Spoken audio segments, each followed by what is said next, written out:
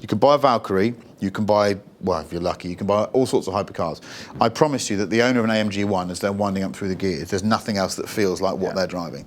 Chris, the AMG One, now do you remember what you thought when Merc, so they revealed this car back in 2017, lots of fanfare, we're going to put a Formula One engine in a hypercar that you can drive on road and track. Do you remember your sort of initial thoughts? Just thought it was part of a massive willy-waving exercise between certain brands that wanted to get caught up in a hypercar race. That normally results in great things for people like you and I, because you get super expensive, very, very trick vehicles and people are trying to outdo each other. We love a bit of competition, don't we?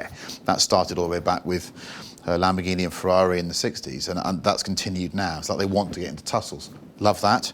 I always thought that the idea of taking an engine that had proved to be so difficult to work in a motorsport environment. Don't forget, before the hybrid era of F1, I remember going to watch the test at Estoril with Mercedes-Benz, and one car did half a lap in the first day. That's how difficult these things were. So when they turned up on the grid in Melbourne a month later, and they sort of worked, we were in awe of what engineers could achieve.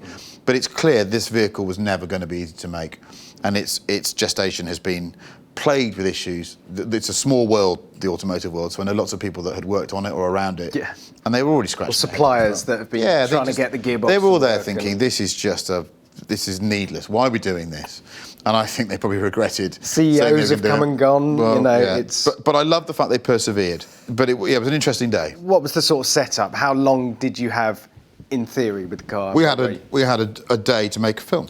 By a day, I'd say 3-hour morning session and a 4-hour afternoon session. That should be enough to make a film. That's a lot less than we'd normally have on Top Gear. We're very spoilt children. We normally expect the car to be delivered to our own facility where we can do what we want and we have a couple of days. But it was very clear that Mercedes-AMG was not going to do that. We were going to be bolted into a conventional launch calendar but be given more than most people. So it was a privilege to go. I didn't think we'd get invited.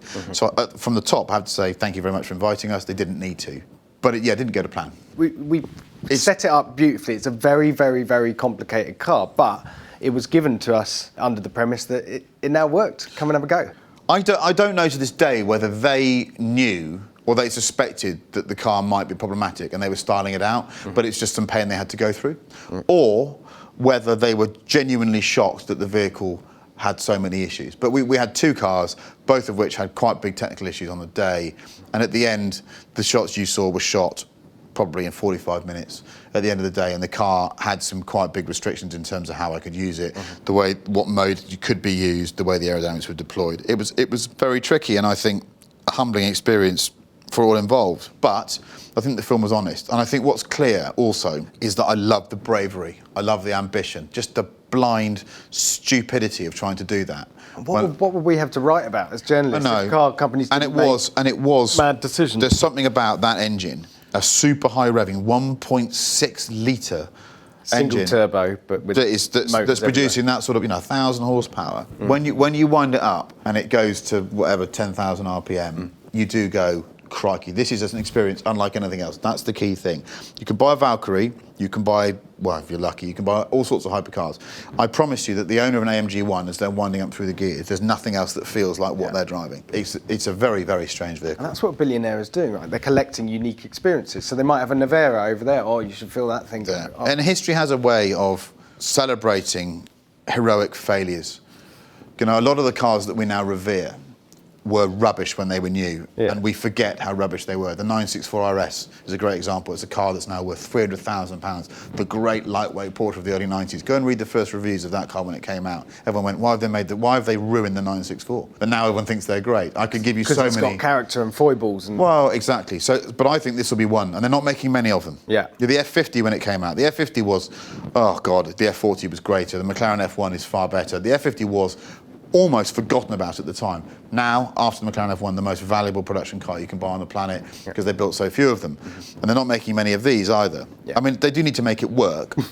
It's the naked ambition of trying to make a Formula 1 engine work on the road. And the number of times you imagine that the people trying to make that engine work were saying, who the hell said we should do this? What moron said we should do this? Midnight on a Friday night and they're still scratching their heads. And of course, the irony is they're now releasing cars with not not much less power, Yeah. that can do 20,000 miles between service intervals. They could probably have any 10 other solutions to produce even more power than that engine and bolt it into that car, but they didn't. And it has a Formula One engine on the road. It's a bonkers exercise, but it did work. So once you figured it out, you got it in. What was the name of the mode? The sort of full everything on quali lap. Das silly bastard mode. Das silly bastard mode. You wind it up on the track. The thing that you need to know is that the gear shift is very slow. To the point, it feels like an original F1 transmission in a Ferrari, where you go, one Mississippi, two, and things have become so quick and instant now. That was my initial reaction, was what have they done here? Yeah. So I don't see how anyone taller than me would fit in it. The seating position is really weird. You need 19 people to get it to work when it wants to work. And then I got in it and thought the gearbox isn't working properly. But I had something in my head was reluctant to make that observation and criticise it. And this is why you should listen to people with big foreheads who've got white coats on. Because I said, what's wrong with the gearbox? The gear shift is so slow. Is it in sort of a limp home mode? And he went, no, that's how slow the gear shift is. And I went, well, why have we done that? He said, well, because we've got so much electricity being produced that we need to get rid of, that we fill the gear changes with electric torque, so you're still going forwards. He said, that's why your brain says this doesn't sound right, but I'm still accelerating. That's So once you're accelerating, it's just... So you don't need a fast gear change, because they plug it with torque. Yeah. So your brain's going, well, this is... So it's I don't know how to describe it. It's like something that's really raucous and full on, but is calming at the same time. It's a strange A experience. bit like the Lamborghini Sian. They basically, it was an event store. It's exactly the same strategy, but the hybrid system in the AMG One is producing so much more electricity because it's so efficient, and they can't just get rid of it. You can't have a blow-off valve like in a turbocharger.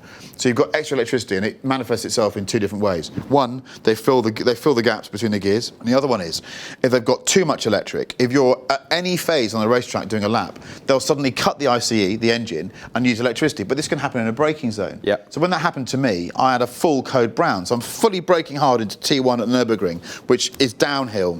So you go over the crest, you pick your braking spot, you always know where it is on the right-hand side, bang, I'm braking now, and the engine just stops. And you think you're going straight on. We think I'm going straight on. Yeah. But then the man with the massive forehead, who's German, goes, yes, we are just getting rid of some electricity. I'm thinking, couldn't you do it a way that makes me not soil myself? Yeah. Yeah, it was a whole new thing. And do you know what? We spend all of our time dealing with perfection. Sometimes things have to go wrong, and sometimes a TV show has to tell you what it's about. All right, just one final point then on AMG One, Chris. The noise. The noise is an issue. When the car ran at Goodwood the month before, it was running with the Valkyrie. Valkyrie, normally aspirated V12, open pipes. Everyone said best sounding car ever. Everyone whinged about the AMG One whispering its way up the hill because it's turbocharged and doesn't make much noise. When you're in it, it's the noisiest thing I've ever sat in. Had to have earplugs in, felt quite ill. It's incredibly mechanical, very noisy car. Quite unpleasant when it's... It's an interesting sound. Yeah. It's not like anything else. But that's the modern way for me.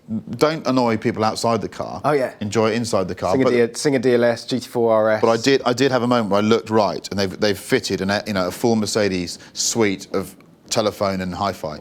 Useless. You can't use them. Even at idle, you can't hear the hi-fi when it's up loudest. There we go. Top tip. There you go. Don't use your radio. Bother using your radio. Go for the radio delete option.